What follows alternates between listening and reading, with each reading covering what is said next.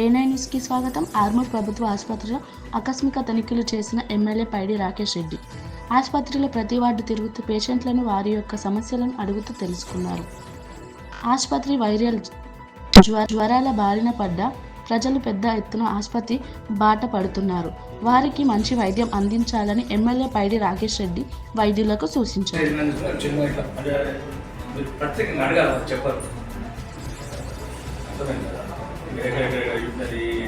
ఎక్కడెక్కడ వస్తున్నాయి కంపల్సరీ అభివృద్ధి ఏం కాదు కంపల్సరీ అడగండి చెప్పండి. అర్థం చేసుకున్నది నా భాష నా లాంగ్వేజ్ చాలా గౌరవమైన వృత్తి. నేను అందరికన్నా గౌరవించే వృత్తులను కూర్చోబెట్టి దేవుడు కనబడదని కళ్ళ ముందు కనబడదు. అందరి ముందు కనబడే డాక్టర్ రాక్షసులు అవుతుంది. ప్రజలు పేదపల్లి ఎవరంతా ఉన్నవాళ్ళంతా రాడు. ఎందుకు వస్తారు చెప్పండి. మీరు వస్తారా ఫ్యామిలీ వస్తారు, నా ఫ్యామిలీ వస్తారు. నేనేమన్నా అర్థం చేసుకుంటే ఇచ్చేసాను. కాబట్టి ఏం చేయాలంటే తప్పనిసరి మెడిసిన్ సర్టిఫికేట్ ఇంటికి లేదు చూసుకుంటున్నాడు. అంటే ఎందుకు మెడిసిన్ డాక్టర్ వెళ్ళిపోతాం ఏంటంటే సేమ్ మెడిసిన్ అది ఎందుకు మనకు డాక్టర్కి ఎందుకు యాక్టివ్ చూసుకుంటారు. యాంటీబయాటిక్ కాదు అటుకున్న సస్యన్ని 5 చేసే అవసరం లేదు. మనం ఏం చేస్తాం ప్రపంచాన్ని 6 నెలలకు రిలీఫ్ ఇద్దామని నేను అంటున్నాను. అది దయచేసి చూడండి. పేషెంట్ బాగా మంది బయట. ఈరోజు ఆర్మూర్ ప్రభుత్వ ఆసుపత్రిని సందర్శించడం జరిగింది. ఇక్కడ ప్రజలు ఎదుర్కొంటున్న సమస్యలు ఏంటి, వైద్యం చేసేదంత ఇబ్బందులు ఉన్నాయి డాక్టర్లకు కూడా వాళ్ళ ఇబ్బందులు తెలుసుకోవడం జరిగింది. ఇక్కడ ఉన్న పేషెంట్స్ అన్ని వార్డ్స్ తిరగడం జరిగింది.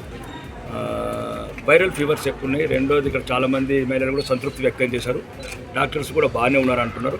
కొన్ని ముఖ్యంగా ఏంటంటే ఇది డాక్టర్లకు ప్రజలకు సంబంధం లేని సమస్యలు చెప్తారు. మేమేం చేయలేము.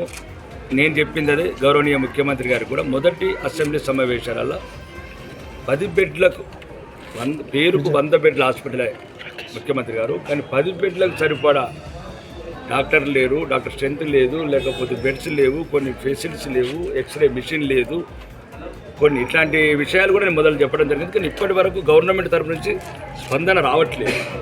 డాక్టర్లు కూడా ఏం చేస్తారు, ఎక్స్రే మిషన్ లేదు కాబట్టి బయటకోమంటున్నారు. పేషెంట్లు ఏమంటారు, అయ్యా మేము ఉన్నమే పేదోళ్ళము, మా దగ్గర డబ్బులు లేకనే గరీబోళ్ళం కాబట్టి ఈ హాస్పిటల్కి వస్తాము. ఇప్పుడు డాక్టర్ కూడా ఏం చేస్తాడు, మిషన్ ఉంటే ఎక్స్రే తీస్తాడు, సిటీ స్కాన్ మిషన్ ఉంటే సిటీ స్కాన్ చేస్తాడు డాక్టర్. రెండోది కొన్ని రకమైన బెడ్స్ కూడా వాళ్ళు ఇండియాలోకి తీసుకురారు. దీనివల్ల ఏంటంటే ఇప్పటికి వరకు ఆర్మూర్లో మాత్రం ప్రత్యేకంగా డాక్టర్ల కొడుతుంది, నర్సెస్ కొడుతుంది. ముఖ్యంగా ఈ మెడికల్ ఇన్స్ట్రుమెంట్స్ ప్రజలకు కావాల్సిన పేదలకు కావాల్సిన ఎటువంటి కూడా అందుబాటులో లేవు, అంటే అవైలబిలిటీ లేవు. అందుబాటులో అంటే వాళ్ళు తీసుకొస్తే అందుబాటులో లేకపోతే డాక్టర్ని అడగచ్చు.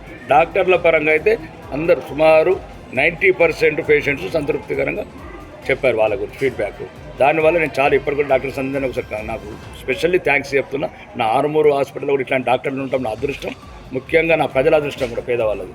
ఇక ముందు కూడా ప్రభుత్వాన్ని మీ ద్వారా అడుగుతున్నాను, దయచేసి ఇక్కడున్న ఎక్స్రే మిషన్ కావచ్చు, సిటీ స్కాన్ కావచ్చు, పేరుకే 100 పడకల హాస్పిటల్ పెట్టడం కాదు, ఆ 100 పడకల హాస్పిటల్లో ఏమేమి కావాలో మిషనర్స్ కానీ, పేషెంట్లకు కావాల్సిన బెడ్లు కానీ, ఇంకా మిగతా వసతులు కానీ అవన్నీ కల్పించాలని ఈ గౌరవనీయ ముఖ్యమంత్రి యనమల రేవంత్ రెడ్డి గారిని మరియు రాష్ట్ర వైద్య ఆరోగ్య శాఖ మంత్రి గారు దామోదర్ రాజనరసింహ గారిని చేతులెత్తి జోడించి అడుగుతున్నా.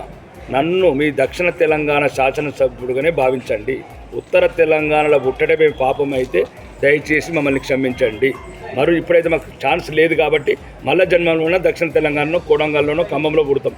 కానీ ఇప్పుడు మాకు తెలియక దేవుడు మమ్మల్ని ఇక్కడ ఆర్మూర్లో పుట్టించండు, మమ్మల్ని పేదవాళ్ళం కాబట్టి దయచేసి ముఖ్యమంత్రి గారు, హెల్త్ మినిస్టర్ గారు, హెల్త్ సెక్రటరీ గారు, హెల్త్ కమిషనర్ గారు, ఈ ఆర్మూరు కూడా తెలంగాణలో ఉంది.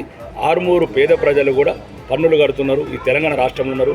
వీళ్ళు కూడా మిమ్మల్ని ఎన్నుకున్నారు, వీళ్ళు కూడా ఓట్లు వేసారు. కాబట్టి దయచేసి తెలంగాణ మొత్తాన్ని సమంగా చూసి సమన్వయం చేసి ఈ వసతులన్నీ కల్పించాలని మిమ్మల్ని చేతులెత్తి ప్రార్థిస్తున్నాను.